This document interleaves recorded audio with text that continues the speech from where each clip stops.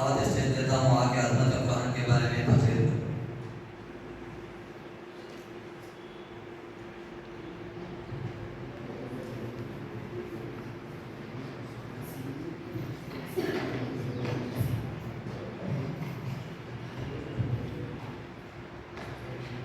السلام علیکم ورحمۃ اللہ وبرکاتہ۔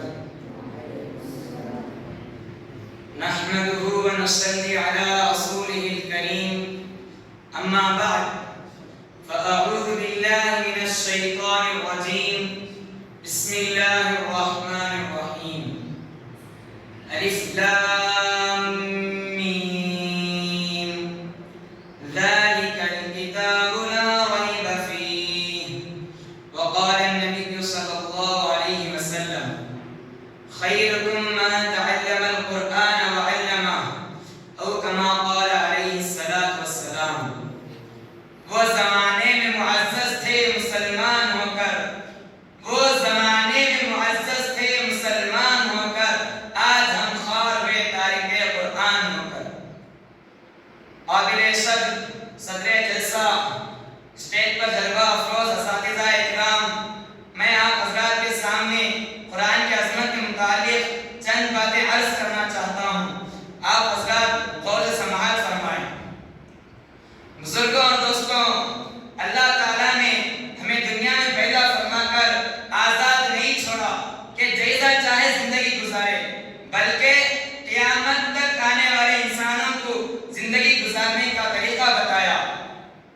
قدم قدم پر ان کی رہبری کرنے کے لیے میرے اور آپ کے آقا جناب حضرت محمد رسول اللہ صلی اللہ علیہ وسلم کو اس دنیا میں بھیجا اور ان پر آسمانی قیمتی کتاب اتاری، قرآن مجید کو اتارا۔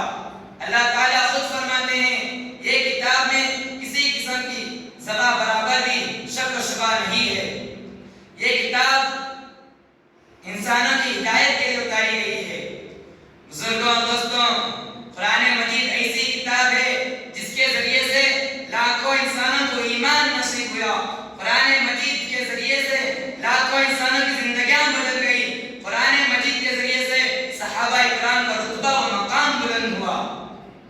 بزرگوں اور دوستوں، یہ روایت میں آتا ہے کہ مدینے کے دن رات کے وقت ایک صحابی قرآن مجید کی تلاوت فرما رہے تھے، پاس میں گھوڑا کھڑا تھا اور بچہ لیٹا تھا، اس خیال سے آہستہ آہستہ تلاوت فرما رہے تھے۔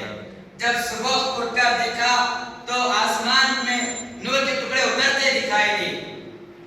حضرت محمد صلی اللہ علیہ وسلم کی خدمت میں حاضر ہو کر بس آگے سارا واقعہ بیان کیا تو آپ صلی اللہ علیہ وسلم نے فرمایا، اے میرے بھائی، وہ نور کے ٹکڑے کوئی اور نہیں بلکہ آسمان کے فرشتے تھے، اگر تم بلند آواز سے تلاوت فرماتے تو مدینے کے سارے لوگ بھی فرشتوں کو دیکھ لیتے تھے۔